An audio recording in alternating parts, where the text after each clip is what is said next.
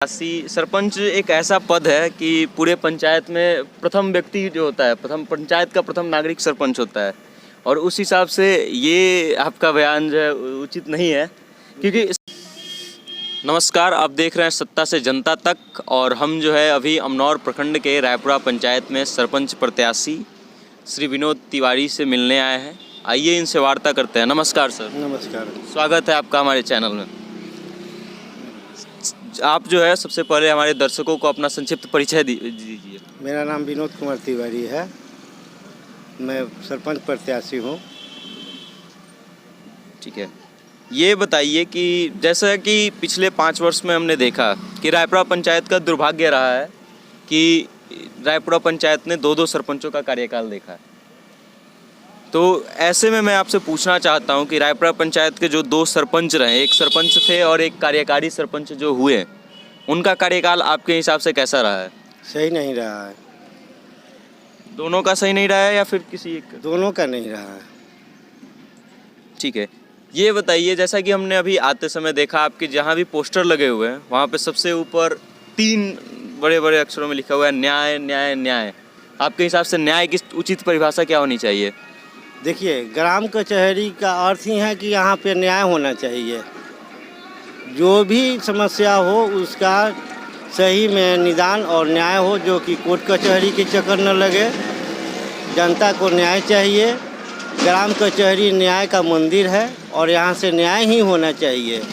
ये तो कचहरी की परिभाषा होगी, मैं न्याय की परिभाषा पूछ रहा हूँ। ग्राम कचहरी ही है, ग्राम कचहरी से न्याय ही होता है। ये आपको जो है जनता अपना नेता क्यों चुना? आप में ऐसी कौन सी खास बात है?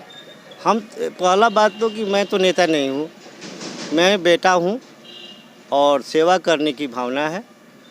सेवा बेटा करता है, नेता नहीं करते हैं।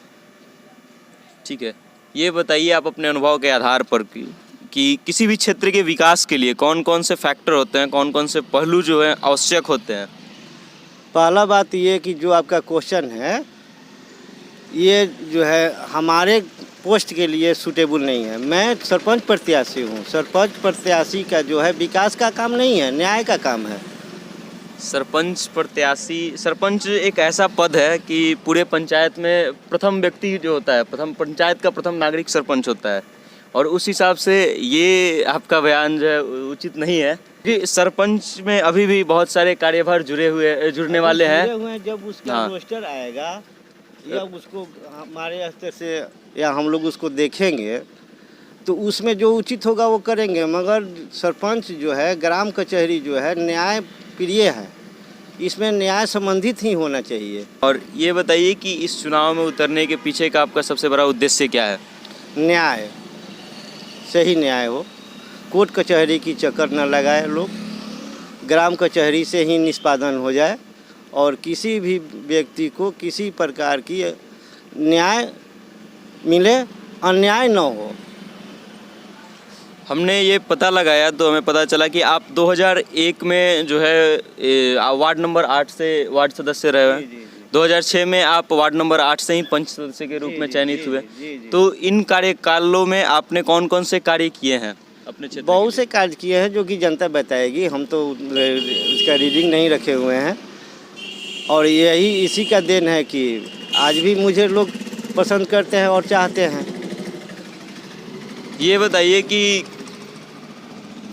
अभी जो है आपके हिसाब से अगर आप चुनाव जीतते हैं तो अपने क्षेत्र में को न्याय उचित मिले, इसके लिए आप कौन कौन से कदम उठाएंगे? जीतने के बाद में न्याय संबंधित जो भी प्रक्रिया होगी, कानूनन सलाह, पंचों की सहमति, ग्रामीण जनता की सहमति से जो भी न्याय रूपी होगा उसी पर पहल किया जाएगा। ठीक है, आपने बताया कि आपका सबसे बड़ा मुद्दा जो है इस पंचायत चुनाव में न्याय है।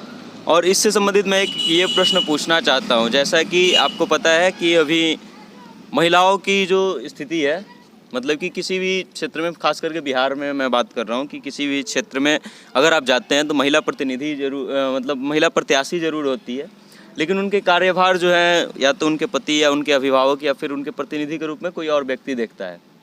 तो ऐसे में यदि आप सरपंच बन के आते हैं और आपके क्षेत्र की जो महिलाएं हैं जो पंच पद से लड़ रही हैं, वो उनका मतलब प्रतिनिधित्व सुनिश्चित करने के लिए आप क्या करेंगे?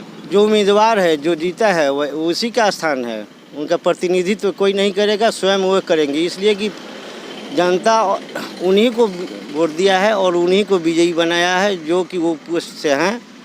हमारे स्तर से जो आएंगे उनका ही कार्यक्रम रहेगा, उनके प्रतिनिधित्व का कोई मायने नहीं है। चलिए, आपने इतना कीमती समय दिया उसके लिए धन्यवाद। और बाकी अब चूँकि हम साक्षात्कार के अंत में पहुंच चुके हैं, तो आप हमारे माध्यम से अपने क्षेत्रवासियों को कुछ संदेश देना चाहते हैं तो वो आप दे सकते हैं। क्षेत्रवासियों का संदेश देना यही है कि मैं अगर योग्य हूँ, हमारे में ईमानदारी है, हम उस लायक हैं, तो हमको वोट दिया जाए। धन्यवाद कीमती समय देने के लिए। धन्यवाद।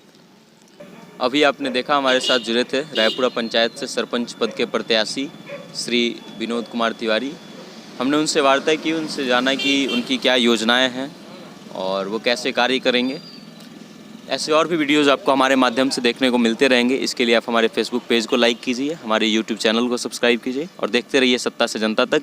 मैं वेद प्रकाश, हमारे साथ सहयोगी हैं सुशील कुमार पांडे, अफजल अंसारी। धन्यवाद।